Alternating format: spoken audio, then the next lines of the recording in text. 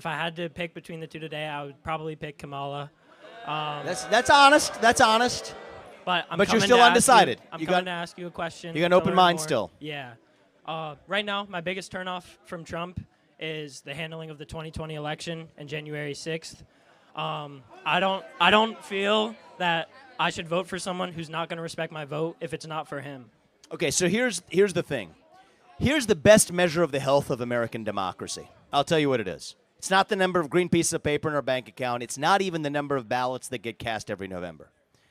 The best measure of the health of our democracy is the percentage of people who are able to say what they actually think in public, just as you are right now, right? And even if you leave this, say you want to vote for Kamala Harris, I will, and Donald Trump will always fight to the death for your right to say it. Here's what happened in 2020. They told you that if you said the COVID began in a lab in China, to shut up, sit down, you're a racist, silence your social media accounts, censor if you'd be able to say it. The Hunter Biden laptop story on the eve of the last election censored the New York Post's accounts on Twitter, on every other social media platform. You couldn't even send it on direct message, like email to your friends. No, you were physically blocked from doing it. And then we were told that, okay, at least you get an election to sort this out. And the way the elections were conducted in the back of COVID really suffocated the voices of Americans. So if you tell people they can't speak, that is when they scream. If you tell people they can't scream, that's when they start to tear things down. And so do I like what happened on January 6th? No, I don't. And does Donald Trump? No, he doesn't either. And we share a love of this country to make sure something like that never happens again. But the way we do that is by actually allowing people to speak instead of censoring them. And the real threat to democracy is coming from the pro-censorship side. So if you ask me, let me ask you a question. Who do you think is more okay with censorship of political views in this country today? Is it Donald Trump or Kamala Harris? In my opinion, Donald Trump. So I respectfully disagree with you. What evidence do you have for that view? Let me. I'm going to ask. We're going to go through this. He's being respectful. We're going to treat him respectfully. We will give him the courtesy that the left would not if the equivalent of a MAGA hat wearer showed up at a left-wing version of this. Okay. So I'll tell you this. Give me evidence of where Donald Trump suppressed somebody else's view from being expressed. I don't have it on the top of my head. Now, may I give you evidence? Yeah, of course. May I give you evidence? That's why I'm here. If you said that you're against school lockdowns, which is a Republican view, YouTube took down your videos. If you said that the Hunter Biden laptop story was real, your social media account was shut down.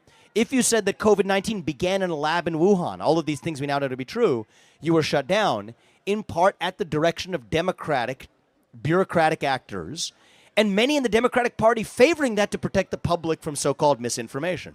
So I'll ask you again, when you look at the record of evidence of which party has been more in favor of censorship, do you believe right now that's the Democratic Party or the Republican Party?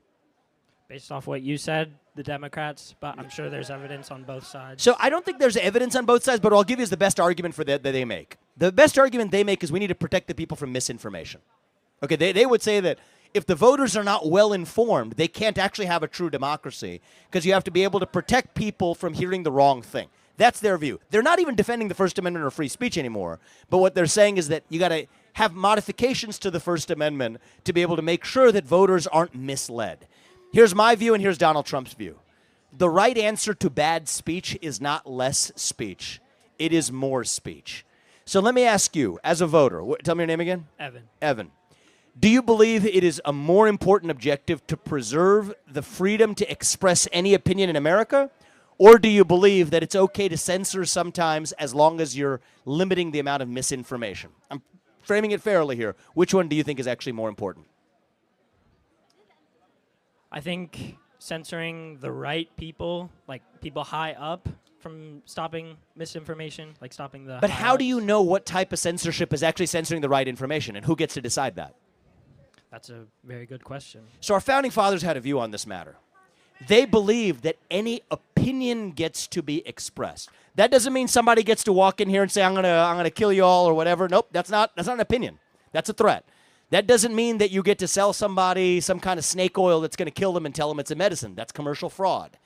But the expression of any opinion, no matter how heinous it is, that's what the First Amendment protects.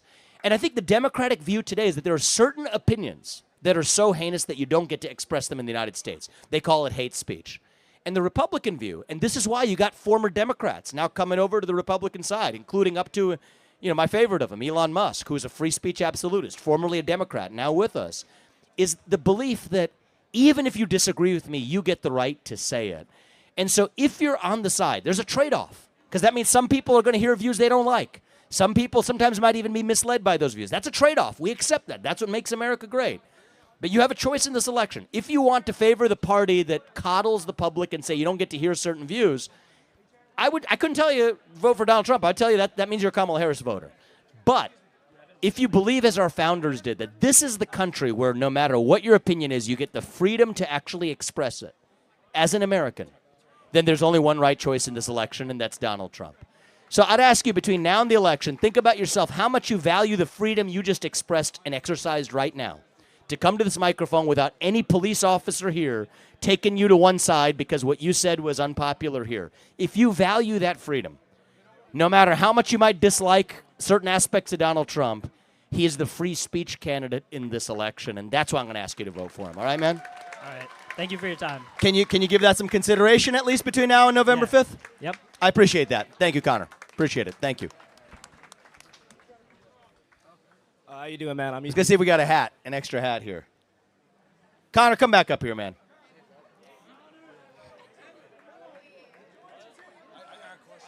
Connor, try it on and see how it fits, all right? Evan. Evan, sorry. Evan, good to see you. Come on back. Thank you, man. Thank you. Just see if it fits. That's all. That's all I'm saying.